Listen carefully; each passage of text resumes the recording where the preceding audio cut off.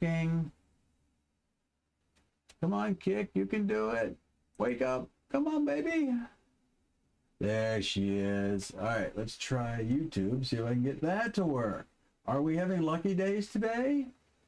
No. Okay. Oh my goodness, we have started. Okay, let's get it going. 3, 2, 1, here we go. You know that feeling when your significant other threatens to leave, packs a bag, stands at the door, but never actually walks out? Yeah, that's the Chicago Bears right now. Except instead of a toxic relationship, it's a toxic negotiation with the city of Chicago, the state of Illinois, and a bunch of taxpayers who are about to get emotionally and financially played. My name is Sirius. This is Unfluenced, and we're going to talk about the Bears. This is a scam. The Bears potentially leaving Chicago. It's a scam. It's all a scam. But the Bears are doing it because it works, and it works every single time. Let's get into it. The Bears are dangling the idea of leaving Chicago, backing up from Soldier Field, maybe heading to Arlington Heights, maybe crossing state lines all the way to Hammond, Indiana for a shiny new dome.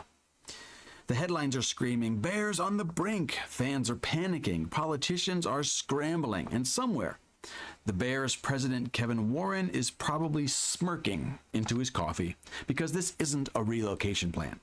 This is theater, high stakes, billion-dollar theater. And the audience? That's you, me, the hardworking people of Chicago.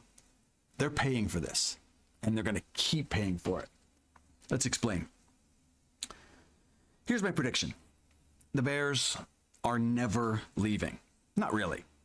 They're using the threat of leaving as a giant foam-fingered middle finger to force the city and the state to cough up massive tax incentives, infrastructure cash, and literally whatever else they can get their greedy little hands on.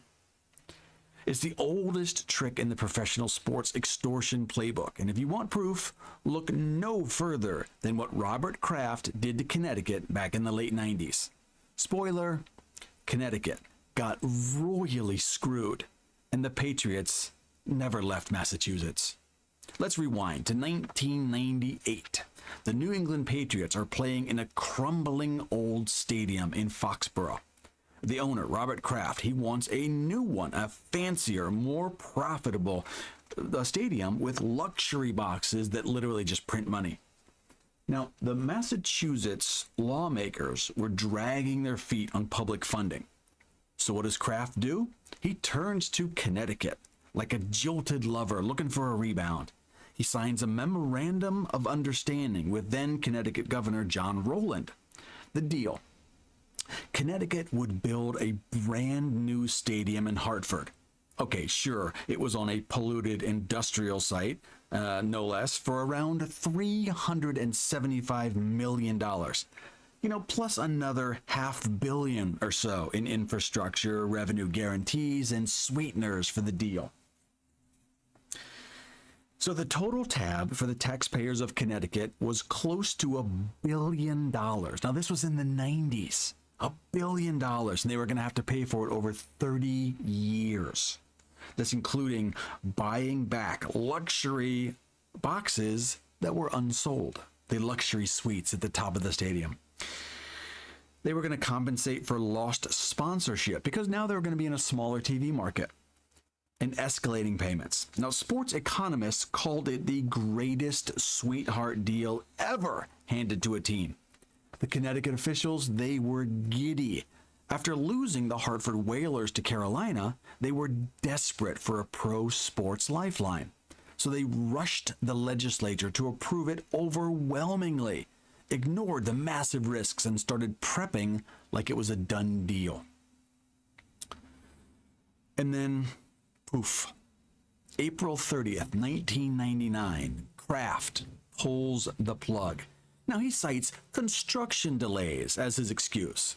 Now, delays, they were tied to a toxic steam plant on the site that would have cost over $100 million to relocate and clean up. See, they used to burn coal. So they had coal tar contamination plus years and years of environmental headaches. Anyway, that was his excuse. Now, these delays magically vanished the second that Massachusetts offered up a better counter deal. $70 million in infrastructure to help the old Foxborough Stadium, and Kraft kind of mostly funded that himself. Now, Kraft had to pay a penalty to Connecticut for leaving them in the lurch and changing the terms of the last minute. $5 million. Yep, he had to pay $5 million. But he got $70 million in infrastructure from Massachusetts. So, he's fine. And besides, he owns a football team. He's got an extra $5 million. So, now Connecticut, they get left holding the bag after millions in real sunk costs, planning, legal fees, architects, site assessments, soil tests, haggling over the planned buyout, partial environmental prep. The list goes on and on and on. They have spent a fortune for nothing. Now, the NFL kind of felt bad, and they coughed up $2.4 million in 2000 to settle the state's claims for those out-of-pocket expenses. Listen, Connecticut spent just unbelievable millions of dollars.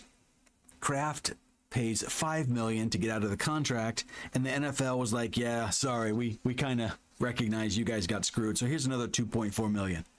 Yeah, that doesn't even cover the cost of entry on this project. So the Connecticut taxpayers were on the hook for all of that. All the planning, all the wasted money, everything. No stadium ever got built. Okay, the site eventually became a convention center and a science complex. They still cost billions in public money over time, and citizens are still paying the debt years later. So here's the really dark part. Connecticut wasn't just unlucky. They were gullible. They were willingly, eagerly gullible.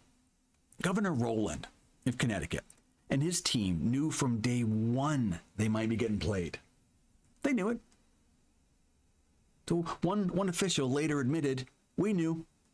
Maybe we were being played against other states, but it was a risk worth taking. Oh, was it? A risk? A risk for whom? All the people stuck with the bill?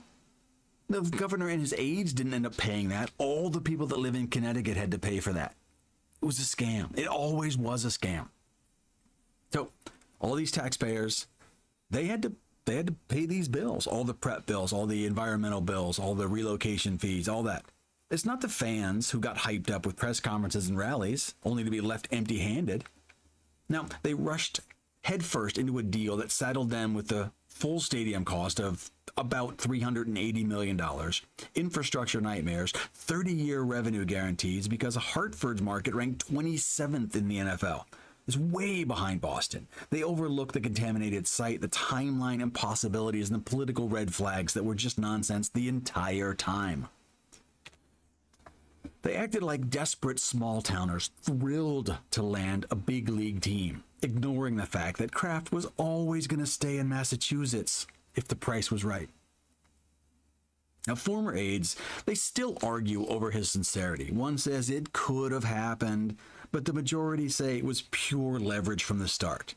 Well, the result, the taxpayers just ate millions of dollars in wasted money, planning, legal costs, the whole thing. All right. The state redirected the economic development funds. Long-term bitterness lingers. Former officials call it a huge dodged bullet, but admit the near move left Hartford paying for unrelated projects that ballooned into billion-dollar burdens. Now, Connecticut, they learned the hard way. When an NFL owner dangles a move, the host isn't getting a team. They're getting used. Is any of this starting to sound familiar? Let's fast forward to now.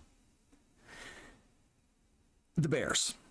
The Bears have been at Soldier Field since 1971. Hang on just a second. I got something for you. There.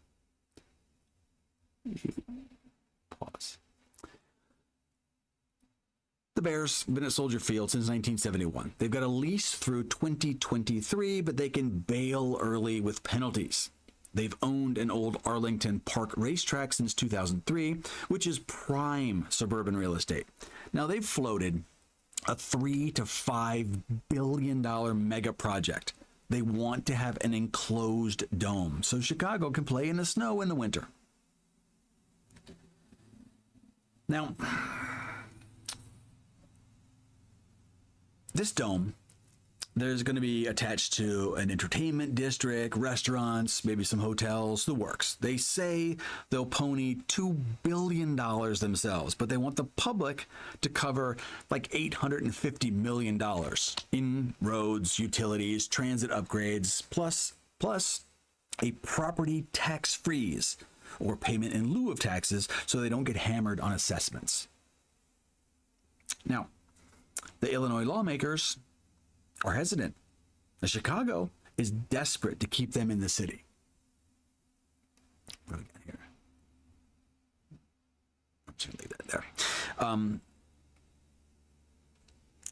So the Chicago, the residents are desperate to keep them in the city. They want to give them a $630 million overhaul of Soldier Field and make it into a concert venue if the Bears leave. Now, Governor Pritzker's team calls the Indiana flirtation a slap in the face. Meanwhile, Indiana lawmakers just rammed through bills offering stadium authorities, tax incentives, even direct assistance. This is stuff the Bears didn't even ask for in Illinois. So remember back in Connecticut where they started giving away just literally everything to try and get the Patriots? Well, Indiana is doing the exact same thing. It's the same plan. They're going to promise them the moon and then give them free money and then give them a new stadium. But the Bears aren't leaving. They're just going to tell Chicago to pony up more money because it's going to be embarrassing if they leave. It's the same playbook. It's almost identical, and it's going to work.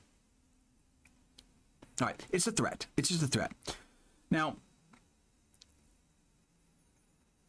it's just too familiar.